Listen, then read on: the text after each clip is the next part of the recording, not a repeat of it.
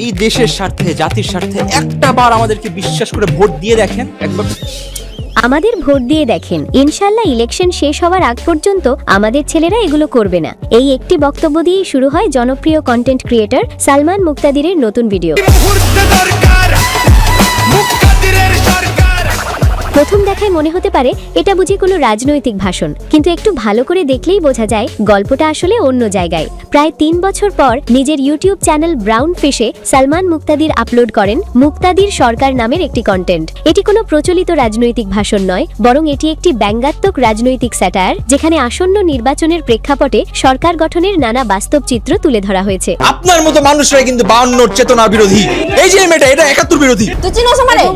ভিডিওর এক অংশে দেখা যায় সালমানের দলের একজন নারী সদস্য নারী অধিকার নিয়ে বক্তব্য দিচ্ছেন। ঠিক সেই মুহূর্তে হঠাৎ করে আরেক নারী সদস্য শুরু করেন হট্টগোল। ধাপে ধাপে আসে আরো নানা মন্তব্য, যেগুলো শুনতে একদিকে যেমন হাস্যকর, অন্যদিকে ততটাই বাস্তব ঘেঁষা। বর্তমানে আমাদের দেশের নিরাপত্তার যে পরিস্থিতি, দেখেন ওটা নিয়ে আমি আসলে কথা বলতে চাই না, আমি কথা বলতে চাই পেঁয়াজ।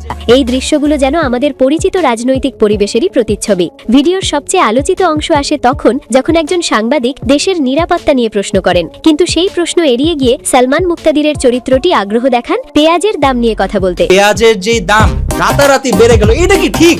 এটা তো ঠিক না, এটা নিয়ে আপনারা কোনো কথা কিন্তু বলেন। এই অংশটুকুই অনেকের মতে পুরো কন্টেন্টের সবচেয়ে শক্তিশালী ব্যঙ্গ।